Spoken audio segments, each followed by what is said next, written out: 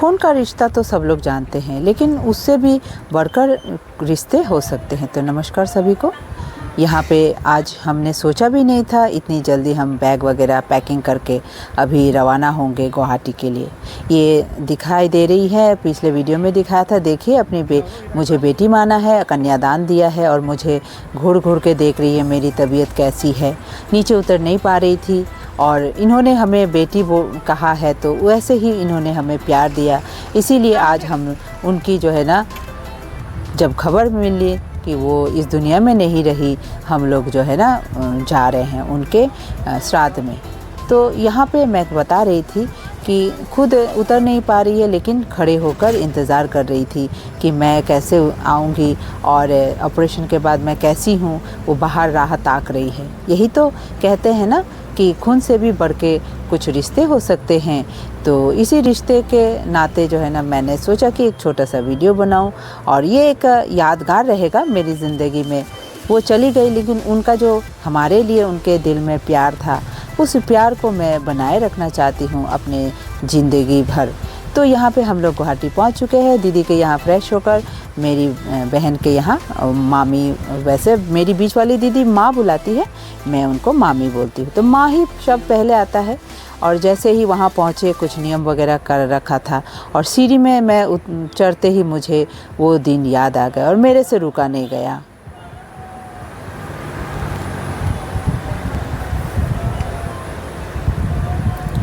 और क्यों ना, यही तो आंसू जो है ना प्रमाण करते हैं कि हमारा जो रिश्ता है वो केवल खून का नहीं, उससे बढ़कर था।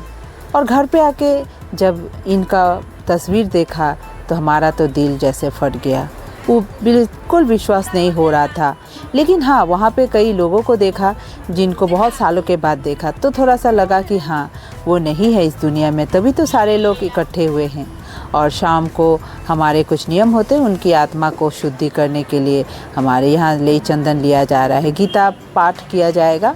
उनके आत्मा को भगवान के जो है ना वहाँ तक पहुँचाने के लिए सबका एक प्रयास है, गायन के माध्यम से, संगीत और गीता पाठ के माध्यम से। यहाँ हमारे जीजा जी बैठे हुए हैं और जो लोटा है उसमें अस्थि रखा हुआ है।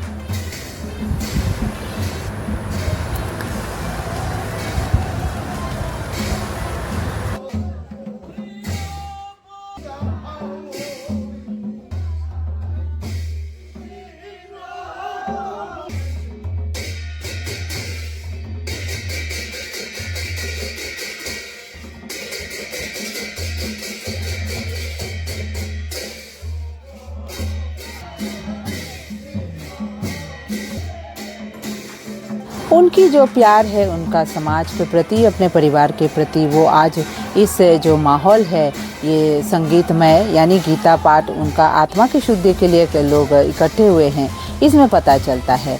यहाँ पे हमारे लोकप्रिय संगीतकार ये रवि जी, जिनको हम लोग तो चाचा बुलाते हैं, वो आकर यहाँ गायन बायन कर रहे हैं और कितने ही लोग यहाँ बैठे हुए उनकी आत्मा की शांति के लिए। तो ये हमारे परंपरा का एक हिस्सा है, जहाँ पे 12 दिन जो है ना उनके आत्मा की शुद्धि के लिए इस तरह से गीता पाठ होता है और सारे लोग बैठकर उनकी जो है ना बैकुंठ धाम जाने का जो पथ है उस पर जो है अच्छा से चली जाए बोल के ईश्वर से भक्ति करते हैं उनकी आत्मा की शुद्धि के लिए। और ये परंपराएं जो है ना आज से नहीं, सदियों से चलता आ रहा है। क्योंकि ये शहर के लोग हैं, यहाँ गुवाहाटी में हो रहा है ये सब कुछ चीज़ें, लेकिन शहर में भी अपनी परंपराओं को ये सारे लोग नहीं भूले हैं। यहाँ एक छोटी सी बच्ची आएगी जो अपने दादी के साथ ये सब कुछ देखेगी और वही इस तरह से परंपरा को आगे जिस तरह से ये लोग लेके आए हैं वो भी लेके आएगी।